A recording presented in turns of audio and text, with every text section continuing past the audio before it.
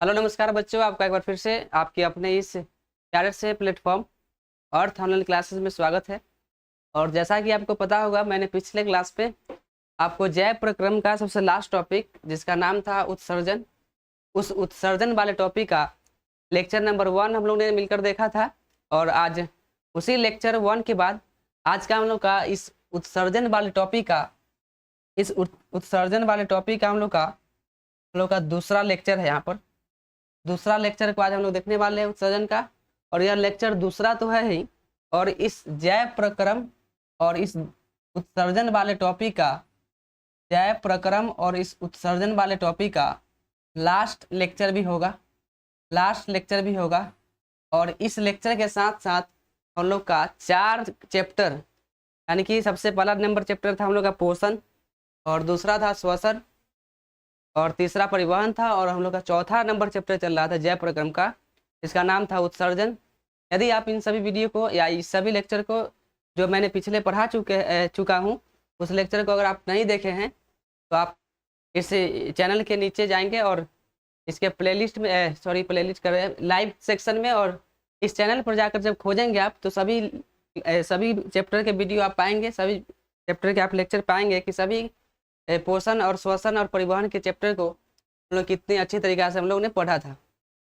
और उसी जैव प्रक्रम को बढ़ाते हुए हम आज लास्ट क्लास में है, और इस लास्ट क्लास के बाद हम लोग का दूसरा इसके बाद क्लास होगा, यानी कि जो कल से क्लास होगा उस कल के क्लास में हम लोग पढ़ेंगे इसके आगे का टॉपिक जिसका नाम है नियंत्रण एवं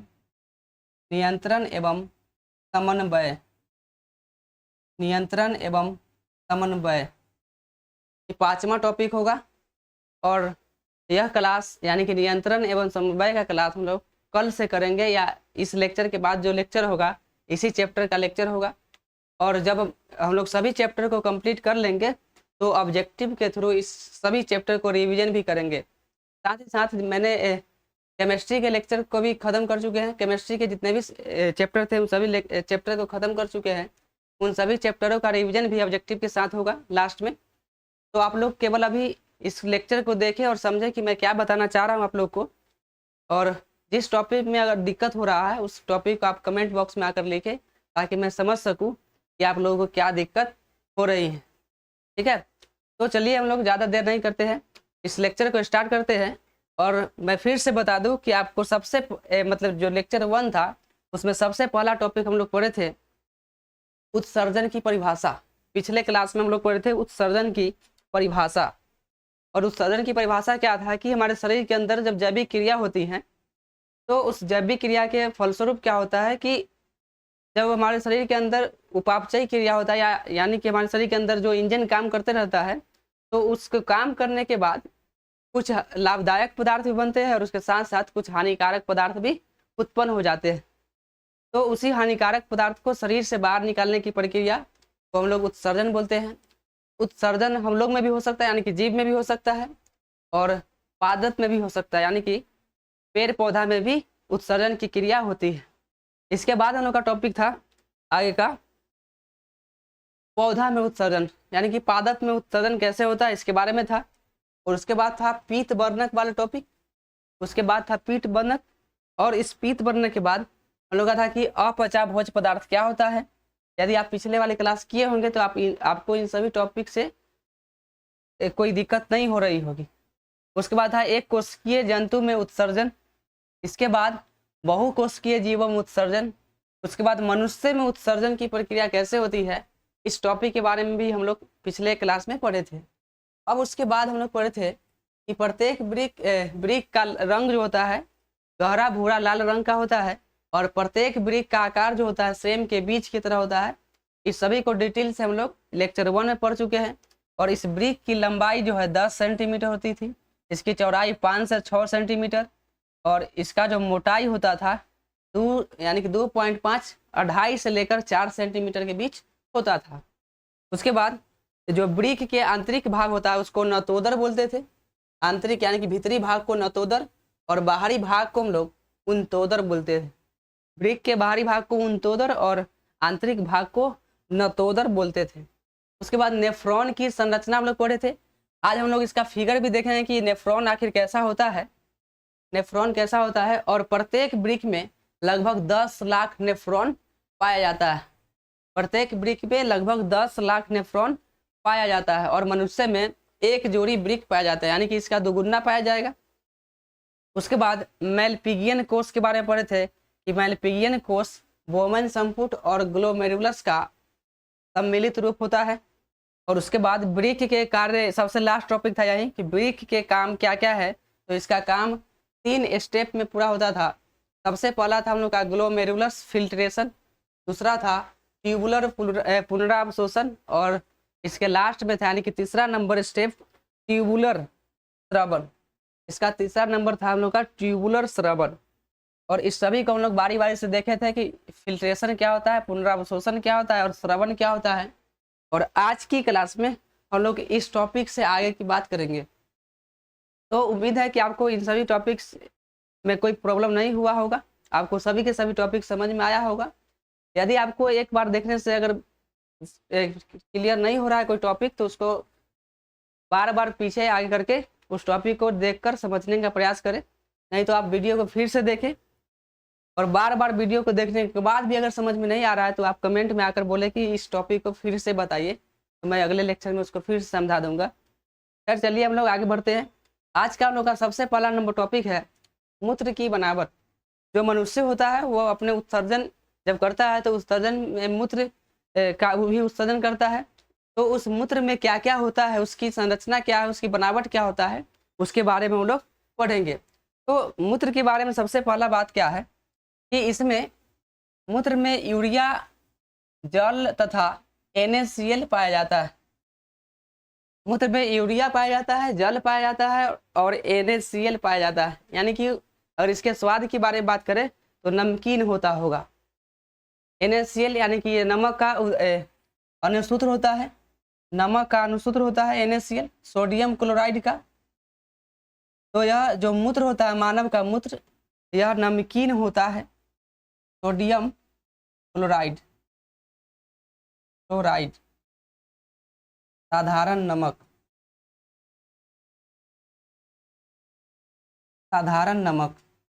तो आपको सबसे पहला नंबर टॉपिक याद रखना होगा। सबसे पहला नंबर बात कि मूत्र में जो होता है यूरिया होता है, जल होता है और इस दोनों के साथ साथ NaCl यानी कि सोडियम क्लोराइड भी पाया जाता है। यदि कोई मनुष्य एक दिन में 80 से 100 ग्राम प्रोटीन आहार में लेता है, ठीक है, यदि कोई मनुष्य है और अपने भोजन में 80 से लेकर 100 ग्राम अगर वह प्रोटीन लेता है, प्रोटीन को खाता होगा, तो उसके मूत्र में जल की प्रतिशत मात्रा होगा 96। यानी कि जब वह उत्सर्जन करेगा, मूत्र का निर्माण करेगा, तो उस मूत्र में जल 96% पाया जाएगा। उसके बाद ठोस पदार्थ, ठोस यानी कि NaCl जो होगा वह 4% पाया जाएगा।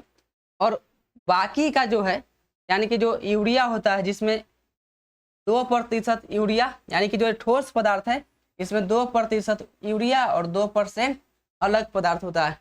तो 96% जल होता है और 4% ठोस पदार्थ। और इस 4 में भी 2% यूरिया और 2% अन्य पदार्थ पाया जाता है।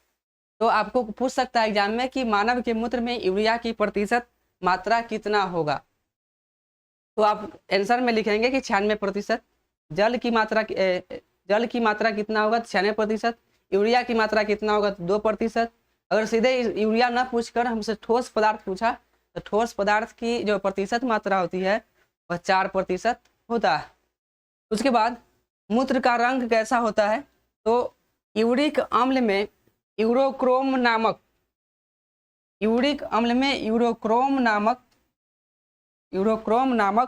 रंजक पाया जाता है। यूरिक अम्ल में यूरोक्रोम नामक रंजक पाया जाता है, जिसके कारण से मूत्र का रंग पीला होता है। जिसके वजह से मूत्र का रंग पीला होता है। तो ये सब ऑब्जेक्टिव के लिए इम्पोर्टेंट है आपको कि मूत्र का रंग पीला क्यों होता है। तो यूरोक्रोम नामक रंजक पाया जाता है मूत्र में, इसलिए मूत्र का रंग पीला होता है। इसी प्रकार से मैंने आपको बताया था कि खून का रंग लाल क्यों होता है, तो हीमोग्लोबिन के कारण। मूत्र का रंग पीला क्यों होता है, तो यूरोक्रोम नामक रंजक इसमें पाया जाता है। इसी के वजह से मानव का जो मूत्र होता है या किसी भी जंतु का मूत्र होगा उसका रंग जो होता है पीला होता है। ठीक है, अब इसके आगे की बात करते हैं हम लोग। इसके आगे है कि इस मूत्र में जो यूरिया पाया जाता है, इस यूरिया के बारे में पढ़ना है कि आखिर यूरिया क्या है।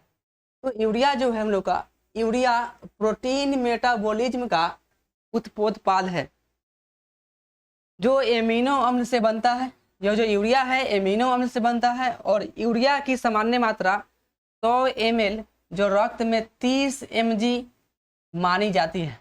यूरिया की सामान्य मात्रा होता है 100 ml, लेकिन रक्त में इसकी सामान्य मात्रा 30 mg मानी जाती है। उसके बाद यूरिक अम्ल की सामान्य मात्रा प्रत्येक 100 ml रक्त में 2 से 3 mg यानी कि माइक्रोग्राम या मिलीग्राम मानी तक होती है। प्रतिदिन मूत्र के साथ लगभग 1.5 से 2 ग्राम यूरिक अम्ल उत्सर्जित हो जाता है। प्रतिदिन अगर हम मूत्र के साथ अगर बात करें तो यूरिक अम्ल का उत्सर्जन 1.5 से लेकर 2 ग्राम 1.5 से लेकर 2 ग्राम तक यूरिक अम्ल मूत्र के साथ हम लोग उत्सर्जित कर देते हैं, मानव उत्सर्जित कर देता है। उसके बाद अब जो मानव का उत्सर्जन तंत्र था, यहाँ पर मानव का जो उत्सर्जन तंत्र था, हम लोग वृक्क के बारे में पढ़ रहे थे। मानव का उत्सर्जन तंत्र वृक्क, मानव का उत्सर्जन तंत्र वृक्क। मनुष्य में एक जोड़ा वृक्क पाया जाता है। इसी वृक्क का यहाँ पर संरचना है, फिगर बनाया हुआ है। अब इसको आप ध्यान से देखेंगे, यही फिगर है। तो यहाँ से हम पढ़ के इसको देखेंगे कि क्या क्या इसमें बताया गया है और फिगर में क्या क्या बताया गया है। तो सबसे पहला बात है कि सभी स्थलीय जीव का सबसे बड़ा उत्सर्जी अंग वृक्क होता है। वृक्क से संबंधित अन्य रचना भी होता है जो उत्सर्जन की क्रिया में भाग लेता है, जैसे मूत्राशय हो गया, हम लोग का मूत्रवाहिनी हो गया, मूत्र मार्ग हो गया। मनुष्य में एक जोड़ा वृक्क पाया जाता है। प्रत्येक वृक्क उदर गुहा में स्थित होता है। बायां वृक्क दायां वृक्क की अपेक्षा ऊपर स्थित होता है। अब यहाँ पर देख लेते हैं कि ऊपर नीचे है कि नहीं। तो जो बायां है दायां की अपेक्षा ऊपर होता है, यानी कि बायां जो होगा ऊपर होगा और दायां होगा नीचे। बायां होगा ऊपर और दायां होगा नीचे। तो अगर हम ऐसे खड़ा हो जाए तो बायां हम लोग का इधर वाला हो गया। तो बायां देखिए, यहाँ से थोड़ा सा आपको ऊपर लग रहा होगा कि जो बायां वृक्क है ये थोड़ा सा ऊपर है और इसके रेस्पेक्ट में जो हम लोग का दाहिना वृक्क है दायां वाला, वो उसके रेस्पेक्ट में थोड़ा सा नीचे है और दोनों उदर गुहा में स्थित होता है।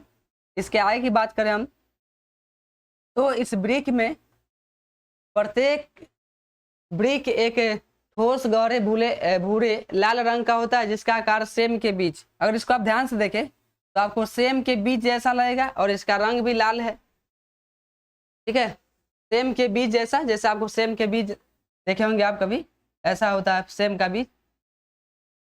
तो सेम के बीज के आकार का हम लोग का वृक्क होता है और इसका आकार होता है लाल, गहरे भूरे लाल रंग का यह होता है। उसके बाद वृक्क की जो लंबाई है 10 सेंटीमीटर होती है। वृक्क की चौड़ाई 5 से 6 सेंटीमीटर होती है। वृक्क की मोटाई 2.5 से लेकर 4 सेंटीमीटर तक होती है। प्रत्येक वृक्क के बाहरी भाग को उन्तोदर कहते हैं और आंतरिक भाग को नतोदर कहते हैं। प्रत्येक वृक्क के बाहरी भाग को उन्तोदर कहते हैं और आंतरिक भाग को नतोदर कहते हैं। और उसके बाद मैंने बताया था कि इस वृक्क से संबंधित अन्य भी रचना होता है जो उत्सर्जन की क्रिया में भाग लेता है। तो यही आपका ये जो नीचे है यही है मूत्राशय, जिसके सहायता से मानव या कोई भी जंतु अपने मूत्र को बाहर की तरफ उत्सर्जित कर सकता है। उसके बाद इस वृक्क की संरचना के बाद हम लोग को पढ़ना है नेफ्रॉन। नेफ्रॉन क्या होता है? तो वृक्क की क्रियात्मक और संरचनात्मक इकाई होता है नेफ्रॉन। अब इस नेफ्रॉन में क्या होता है, आपको यहाँ पर होता है, ये जो है ये है आपका बोमेन संपुट, आपको दिख रहा है, यह है आपका बोमेन संपुट ऐसे। और इसको थोड़ा सा पढ़ लेते तब कि जो कि आपको हम लोग को समझने में सुविधा होगी।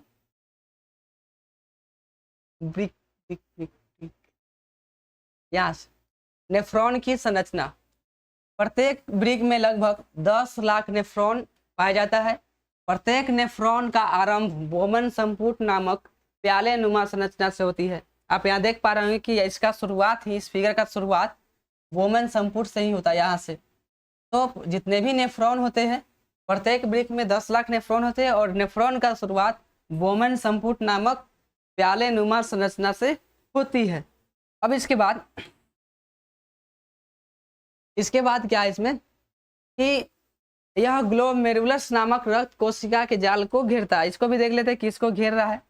तो यह जो होता है ग्लोमेरुलस, यहाँ पर जो इसके अंदर है आपका यह ग्लोमेरुलस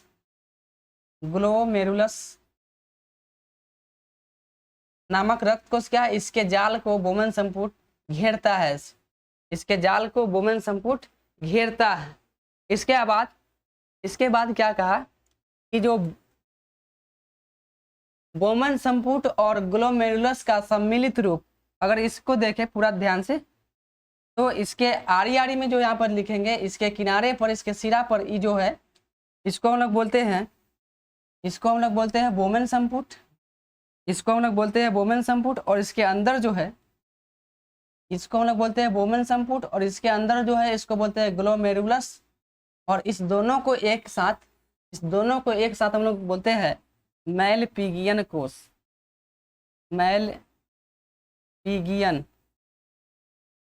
मैलपिगियन कोष बोलते हैं। दोनों को एक साथ हम लोग बोलते हैं मैलपिगियन कोष। अब इसके आगे बात करें, इसी के आगे, इसी में अगर देखा जाए तो वृक्क में क्या होता है, प्रत्येक वृक्क के कारण वृक्क द्वारा मूत्र निर्माण की प्रक्रिया 3 चरण में होता है। ग्लोमेरुलस फिल्ट्रेशन, उसके बाद ट्यूबुलर पुनरावशोषण, उसके बाद ट्यूबुलर स्रवण। इस सब के बारे में हम लोग पिछले क्लास में पढ़ चुके हैं और सभी को हम लोग बारी बार से यहाँ पर पढ़े थे। तो यह था आपका नेफ्रॉन था, जो कि वृक्क की क्रियात्मक और संरचनात्मक इकाई होता है। और इसी टॉपिक के साथ आपको एग्जाम में ऐसे ही पूछ सकता है कि नेफ्रॉन की सचित्र वर्णन करें, तो आपको यहाँ पर चित्र भी लिखना होगा।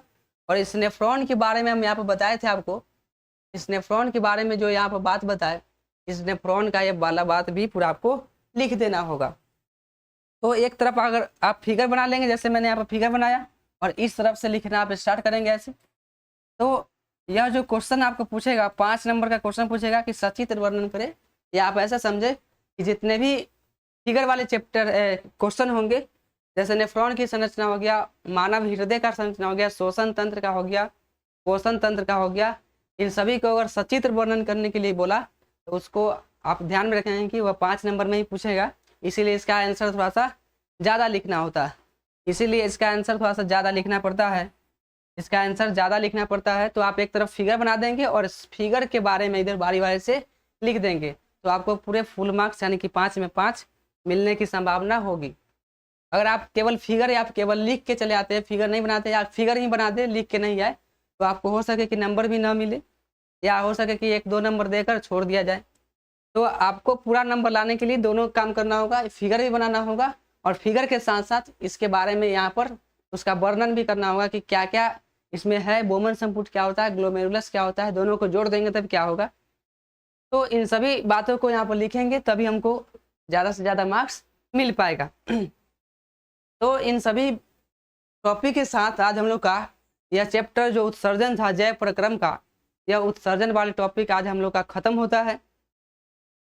और इस टॉपिक को ख़त्म होने के बाद हम लोग लेकर चलेंगे आपको इस बायोलॉजी के नए चैप्टर के साथ लेक्चर नंबर 1 में। कल की क्लास में लेक्चर नंबर 1 होगा, और लेक्चर नंबर 1 जो होगा उस चैप्टर का नाम है, जैसा कि आपको शुरू में बताया, नियंत्रण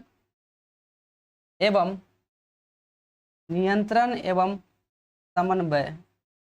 जब यह चैप्टर आपको ख़त्म हो जाएगा, ये थोड़ा सा लंबा चैप्टर है, इसका 4-5 क्लास या 6-7 भी हो सकता है। तो अगर यह आप ख़त्म हो जाएगा तो इसके बाद आपका एक और चैप्टर बचेगा जिसका नाम है अनुवांशिकी। और इस अनुवांशिकी चैप्टर के साथ हम लोग का बायोलॉजी की कक्षा भी, यानी कि बायोलॉजी की जितने भी चैप्टर हम लोग को पढ़ने होते हैं उन सभी चैप्टर को हम लोग कंप्लीट कर लिए होंगे। और जब यह ख़त्म हो जाएगा तो हम इसके बाद आपको जो कोई दूसरे बुक को, या साइंस का हो चाहे किसी दूसरे SST का, चाहे हिंदी, चाहे कुछ भी दूसरा स्टार्ट करेंगे, और उसको भी हम चाहेंगे कि जल्दी से जल्दी ख़त्म कर दें, ताकि आपको जब एग्ज़ाम होगा तो उस एग्ज़ाम में आपको कोई प्रॉब्लम का सामना ना करना पड़े। तो आज यह हम लोग पढ़े थे उत्सर्जन, और उत्सर्जन का यह था हम लोग का लास्ट लेक्चर, और लास्ट लेक्चर के साथ हम लोग का क्लास ख़त्म होता है।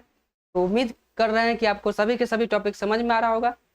और समझ में आ रहा हो तो आप कमेंट में आप जाकर लिखेंगे कि समझ में आ रहा है। अगर नहीं भी आ रहा हो तो फिर भी लिखेंगे कि नहीं आ रहा है, फिर से बताएं, तो मैं आपको वहाँ पर कुछ ना कुछ उसके लिए उपाय करूँगा। ठीक है, तब तक के लिए आप सभी इसी तरह से आप इस चैनल को प्यार देते रहें, सपोर्ट करते रहें। तो चलिए हम लोग मिलते हैं अगले क्लास में, तब तक के लिए सभी को बाय।